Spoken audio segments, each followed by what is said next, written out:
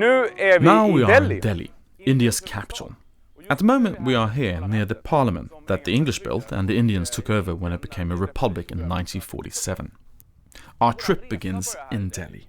Delhi has approximately 12 million residents and is India's second largest city. Our trip, which begins here, will take us out into the country to the holy city of Varanasi on the Ganges and then further to Badaui where the carpets are made. It is this process that we'll be taking a look at. Before that, however, we will visit Mr. Kapoor, who is a master of carpets. Stay with us. Mr. Kapoor owns a company that manufactures carpets in Badaui. He's a third-generation carpet producer and lives in Delhi. He will explain a bit about the area we're going to. So there's a long tradition of carpet production in Badaui. Yeah, all the things, starting from the wool and up to finishing. 5-6 processing is from starting to finishing. There are around 250,000 people involved, Badaui and surrounding. Around 20 kilometers Badaui, surrounding Badaui, all they are involved in carpet weaving. So you mean that there's almost 250,000 people that are involved in the carpet industry in Badaui? Yeah. Well, that's a lot of people. Yeah, it's a lot of people. And they're supported by this? Yeah. Wow, that sounds like a really, really interesting region. And I can't really wait to get there. We're going there tomorrow. I must, of course, take the chance to check out Delhi before I travel onward.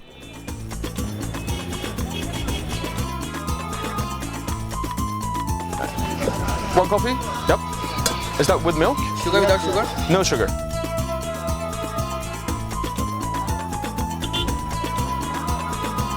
All right. Shall we have a taste then? Brilliant.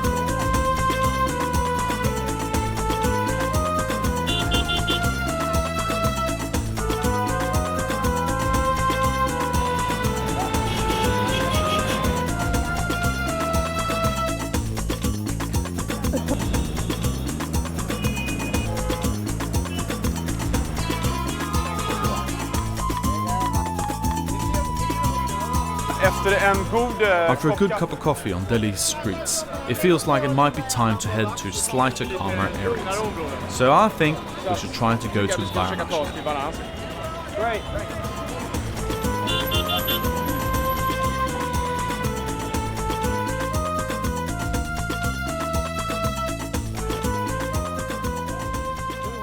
Now we arrived here at Varanasi, and it took about an hour to fly from Delhi.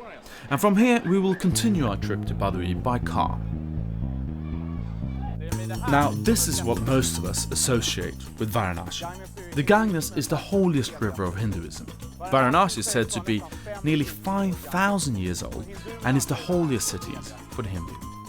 It is said that if you bathe in the Ganges, you cleanse your soul. But now we should depart onwards to Badaui where the carpets are made. To go from Varanasi to Badaui, India's centre for carpet manufacturing, takes over an hour by car, although it's a mere 30 kilometers away. Most of the wool that is used is imported, so the first step in Badaui is the dyeing. It's the local wool, it's the not so good quality. Yeah, because the New Zealand wool is a bit more fatty, right? It has more shiny, more luster, and you will get softness. You know.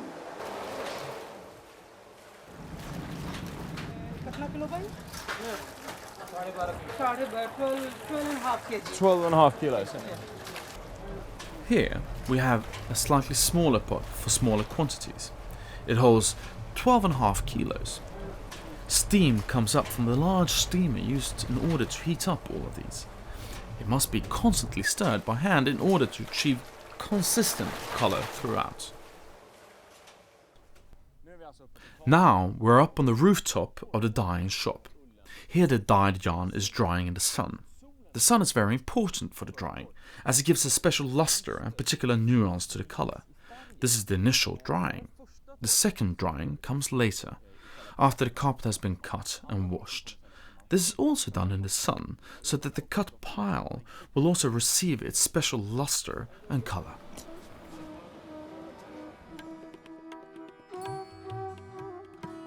Meanwhile, in another part of Badui, pattern designers are working on transferring the designs from pictures to a large model sheet. Here all the knots are drawn up in the carpet, so the weavers know exactly what color each knot shall have. In India they work with traditional Indian designs, copies of antique Persian designs and special ordered modern designs from the West.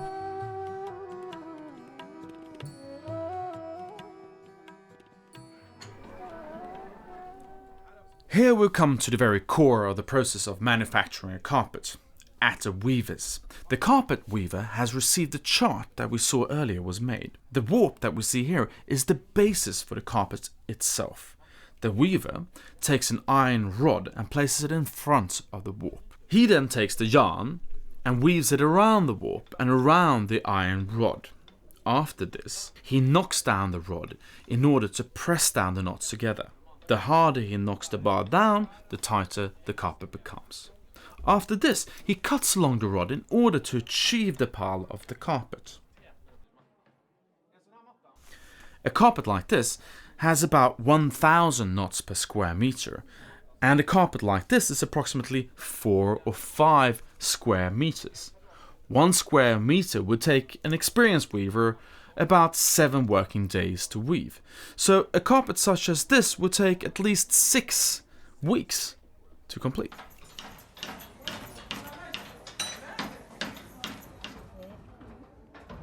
It actually didn't look very difficult to weave, so I accepted the challenge of trying it myself.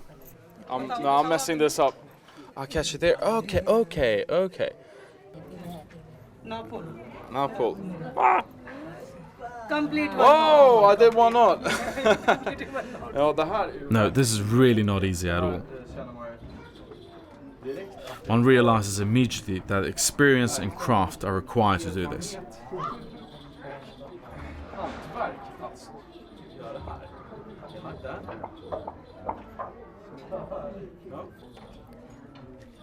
It took me about a minute to do 1 knot. At that speed, it would take me approximately 7 months to weave 1 square meter. If the carpet is a large one, it is typical for 2 persons to work on the same carpet. One is truly amazed on how much work that goes into a finished carpet.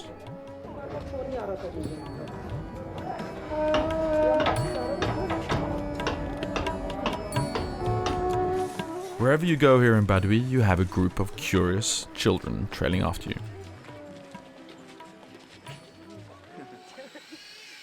The next step is the polishing, in which the carpet's pile is trimmed evenly. This is done a stone's throw from where the carpets are woven. Before the polishing, the pattern is blurred and the surface is uneven, because the threads in the carpet's pile vary in length. When the carpet is polished, the surface becomes even, the colors become clear, and the pattern sharp. Earlier the polishing was done with a pair of scissors and comb. Now a machine is used because it goes faster and the risk for mistakes is reduced. One mistake in the polishing can destroy many hours of work. First what they do from the back side of the carpet. I will come to the carpet's laundry. Here all the residual wool is burned off of the carpet's back side. Then the carpets are washed and rinsed several times in order to get out the remaining wool and dust. After that, the carpets are bleached in order to set the colors.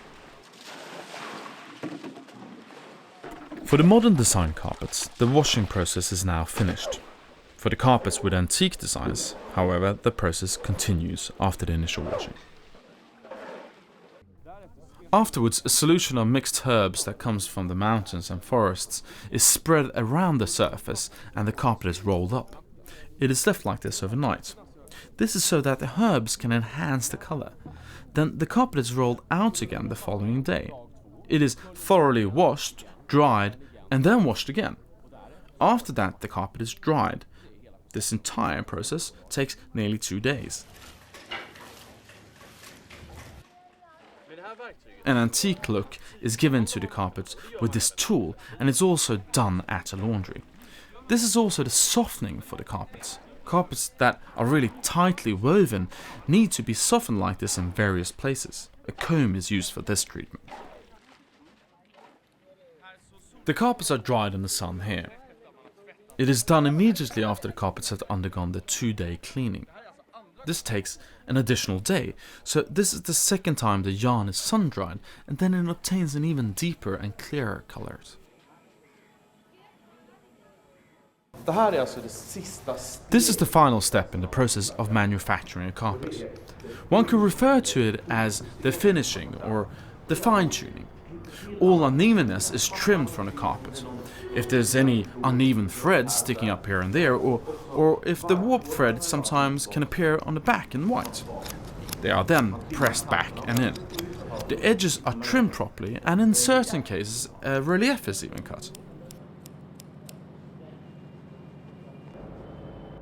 After that, the carpet is ready for further sales and export. Well, this carpet here would go rather well in my bedroom. Now I understand how much time and skilled craftsmanship is required to produce a carpet. I hope that you thought it was as exciting as I did, and now I will take my carpet and begin the long trip home to Sweden.